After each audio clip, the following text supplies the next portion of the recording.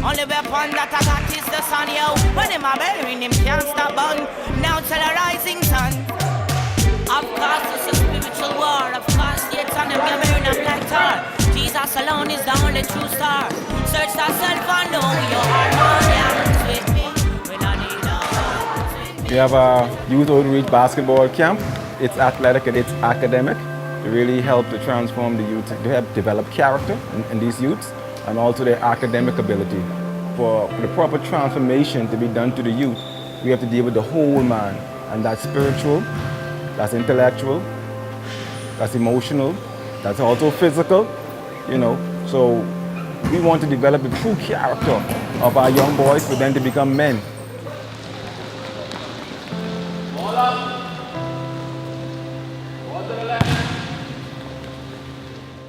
And it seemed that Mark had a winning combination, using basketball and discipline and sports.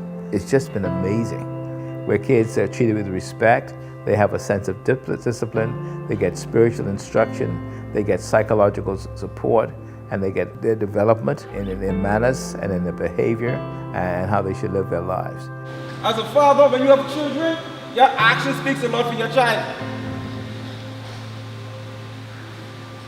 Why do you think the younger kids on the block won't smoke dope? Because the bigger one's doing it. They've seen it from somewhere. They had it on TV or wherever, but somebody doing it. This is your camp. You all are the ones who can make a difference. As children look at me as a role model, I just have to give off a certain appearance and a certain look to them. I could actually fulfill their needs as a leader. So as a team captain, you know, our people is round about minutes and who playing. I sometimes have to be sturdy and stern and be like, you know what, he have to start, he have to do this, you have to come on. It's like sometimes you have to put your foot down and basically show them what time it is. Basically, you have to be the role model in which you could be nice, like you're a friend, but you're also the guy in charge. That's how it is. I always used to fight a lot. I'm mostly because my size, and people probably make fun of me. I probably used to fight. But when I came to basketball and when I saw Mark, that basically changed because basketball cost me lose weight was a great thing. My parents changed. People didn't just start calling me the boy who fought or the boy who liked to fight or the mischievous boy. They start calling me, they start recognizing me as the boy who's intelligent, the boy who great in ball. They see me as a role model, as a leader. Right now, my team, I'm the team captain. People actually acknowledge me as a leader. They actually respect me. But before I knew Mark, I was just a fat kid in Kennedy, just fighting. And I believe that with the athletics, with the basketball, and the counseling, talking to these kids, but the spiritual approach gives a whole person approach to these young people. Happy to have you here. You enjoying it? Yes, sir. You like your t-shirts? Yes, sir. The family, people helping people. That's right.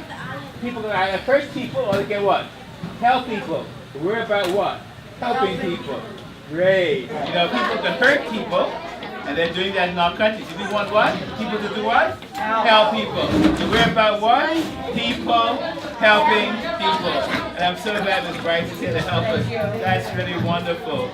We got a photographer too. Great. Say hello to her. Say hi.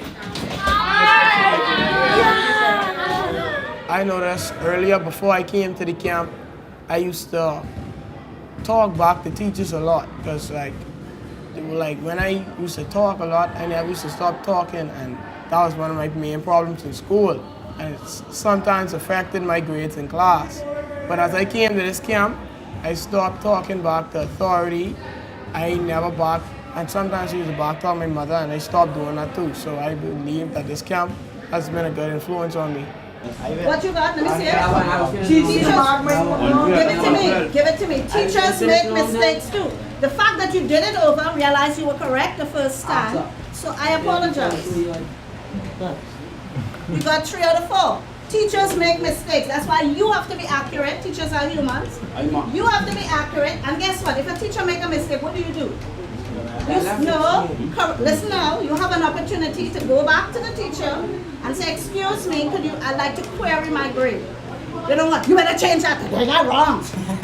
If you came to me as a student like that, I'd deal with you. But you could go politely to the teacher. You could go politely to the teacher and say, I would like to query my grade. No, it's not an attack on the teacher. And sometimes you wonder why people respond to you the way they do, because it's your approach. I'm doing this because God has called us to make disciples, and one of the ways we disciple them is to teach them to read and to do schoolwork so that they can read the Bible, they can appreciate it, and they can also be successful in life. So we're trying to help them too, because a lot of times they're not learning because they're embarrassed. So we're also trying to work at that level, the emotional level as well as the academics. Some teachers, they basically just teach, put stuff on the board, and just leave. And here, basically, they come to you, ask you, look around, see how you doing in work. If they see you falling off, they come to you and ask you if you need any help. But in school, I could kind of say only some teachers do that. Most of them don't, because probably they've been teaching so long, they probably lost the interest to teach, and so they just end up just doing just regular teaching, just put stuff on the board, they speak a little bit, and then that's it. And so they even have a relationship in there to show that, hey, this is a friendship, even means a lot.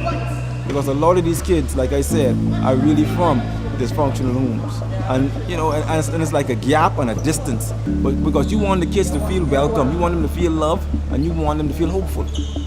You know, that when you issue a challenge to them, they will respond. So that the training can be done in the proper way. In order to reach this generation. Pay attention what you're doing, babe. You. How we doing? The 6 I know, that's the same way. Dan. I mean, hey, beyond. Yeah. Okay, so I'm gonna stand for lunch now. What number is this?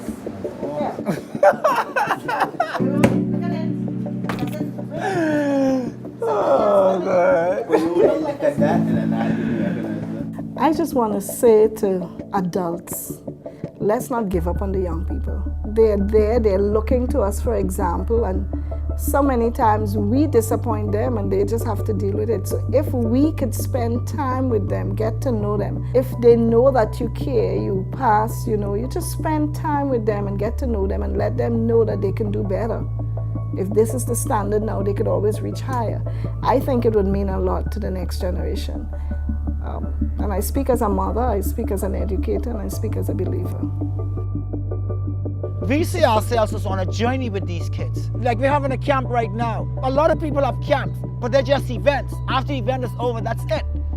But whether after this is finished and they go back to school, we're with them in school. After school, we have after school programs for them. We talk with their parents. We see them on Sundays. We have like a life partnership with them, so that no matter where they are in life or whatever their needs are or whatever their concerns are, we are there with them to guide them and mentor them and comfort them and encourage them into the things that matter. And so that is the main difference between us and other camps. This isn't just an event, but this is a life, this is a journey with them.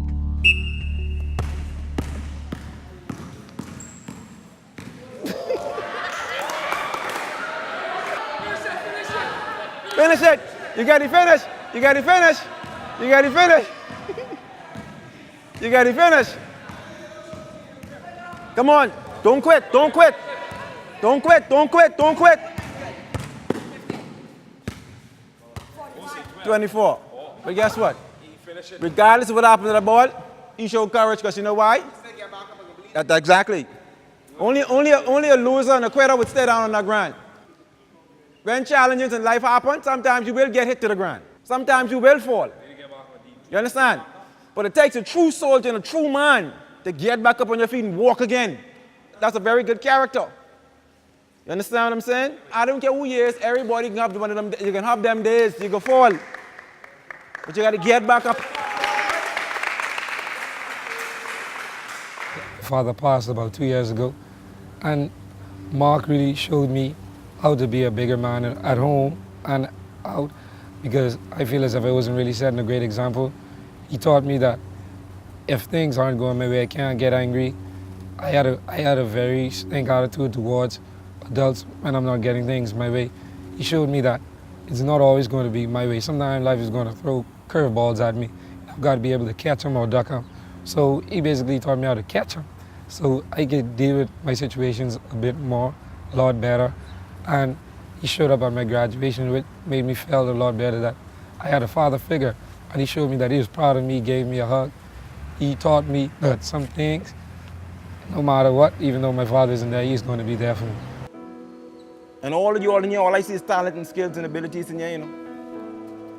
None of you all in here are supposed to fall short, because I don't see it.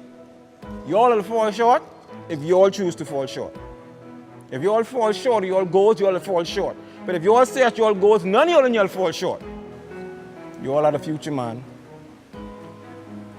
We better in a way. Next 5, 10 years from now, I can get to wave you all down for a ride, give me a ride to the shop. You understand what I'm saying? You all gonna be the managers. You all gonna be the next member of parliament, the next pastors in the church, the next teachers, the next leaders. You all, you know, that's your role. That's your role. Today, the community is disintegrated and the family is disintegrated.